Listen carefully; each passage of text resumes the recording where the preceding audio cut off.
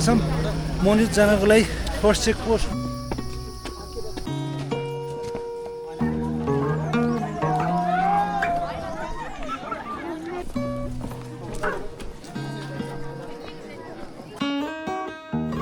नमस्कार, पैदलको मणिजुत दह एक्सप्लोरेसन हाइकको यस प्रस्तुतिमा तपाईहरुलाई स्वागत छ, जसको निम्ति निजी सवारी प्रयोगकर्ताहरूले सुन्दरीजल मूल खर्क हुँदै मणिजुत चेकपोस्ट अथवा साँखु वज्रयोगिनी हुँदै मणिजुत चेकपोस्ट पुग्नु पर्ने हुन्छ भने सार्वजनिक सवारी प्रयोगकर्ताहरूले काठमाडौँ उपत्यकाको आआफ्नो स्थानबाट सुन्दरीजल बस पार्क अथवा साँखु बस पार्क पुग्नु पर्ने हुन्छ। त्यसपछि पैदल यात्रीहरूले सुन्दरीजल मूल खर्क वा साँखु वज्रयोगिनीबाट मणिजुत चेकपोस्ट हुँदै मणिजुत दह पुग्न सक्नुहुन्छ।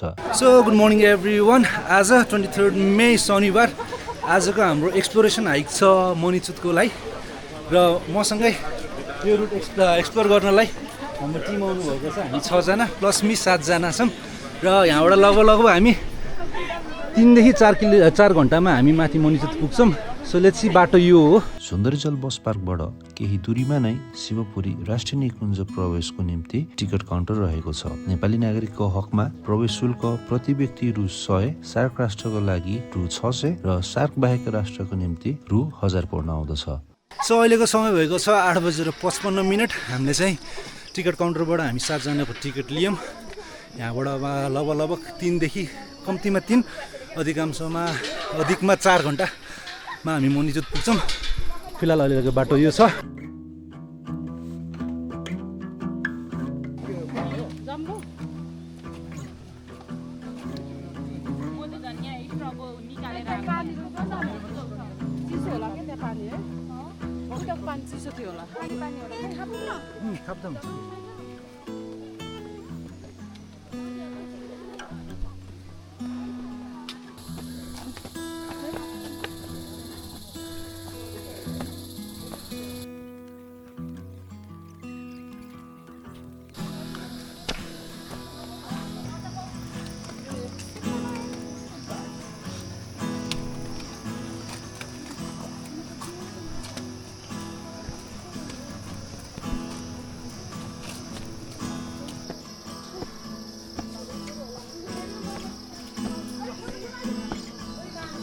चेकपोस्टबाटको केही दूरीमा नै पैदल मार्ग सुन्दरीजल ड्याम र सुन्दरीमाई मन्दिरतर्फमा छुटिँदछ। हामी भने पहिले मन्दिर दर्शन गर्नतर्फ लाग्यौँ।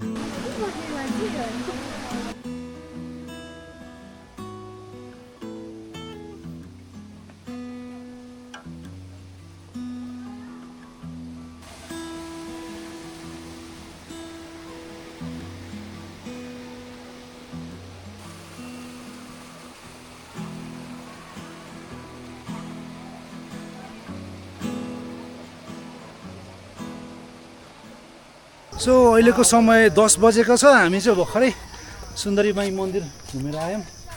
म लगायत मेरो टिम यही हुनुहुन्छ। रमाइलो भइरहेछ होइन? अब यहाँबाट ठ्याक्क ओख्रिनी छुट्टिन्छ। हामी चाहिँ तल सिधै सुन्दरीजलको ड्यामबाट जान्छौँ माथि।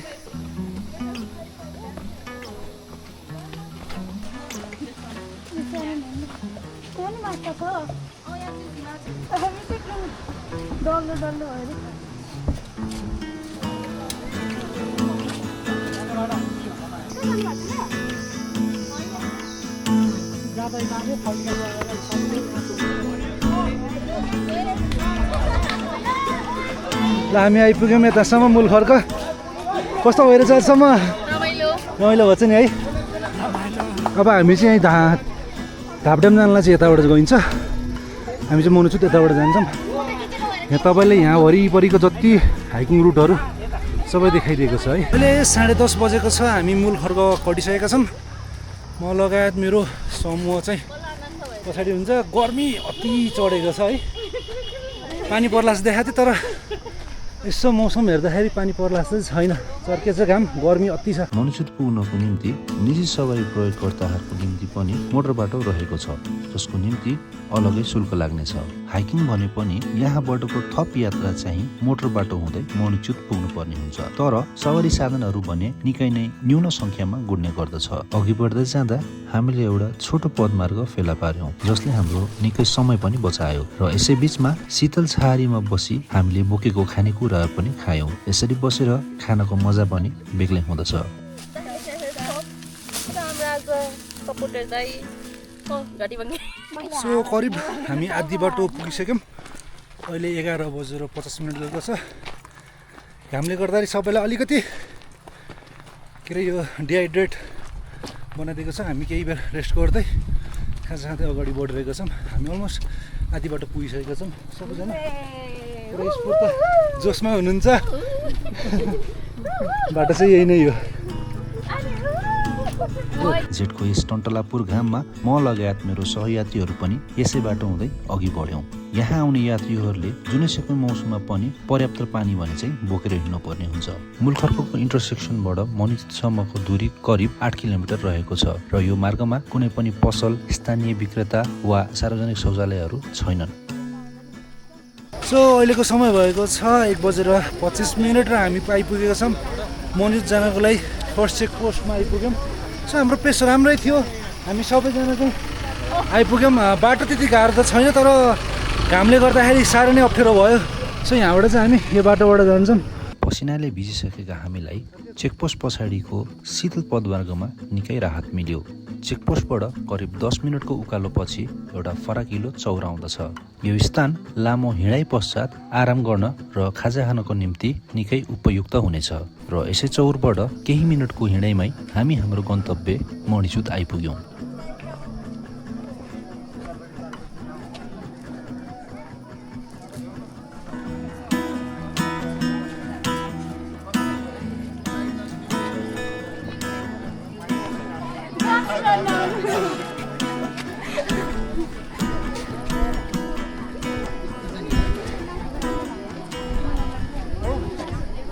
करिब 2400 मिटरको उचाइमा रहेको मणिचुद दह एउटा ऐतिहासिक र शान्तिपूर्ण स्थल हो जुन शिवपुरी राष्ट्रिय निकुञ्जभित्र पर्दछ। केही समय यता यो स्थान यात्रीहरूमाझ निकै लोकप्रिय बन्दै आएको छ। विशेष गरी हाइकिङ र चराचुरुङ्गी अवलोकनको निम्ति मणिचुद दह एकदमै चर्चित छ।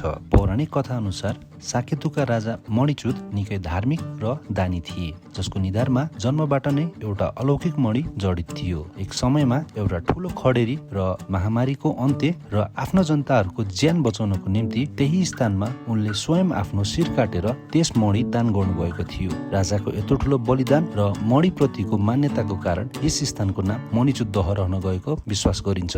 सो अहिलेको समय भएको छ 1:55 and finally we are here at मणिचुद दहमा। मेरिट यस्तो रमाइलो भइरहेको छ।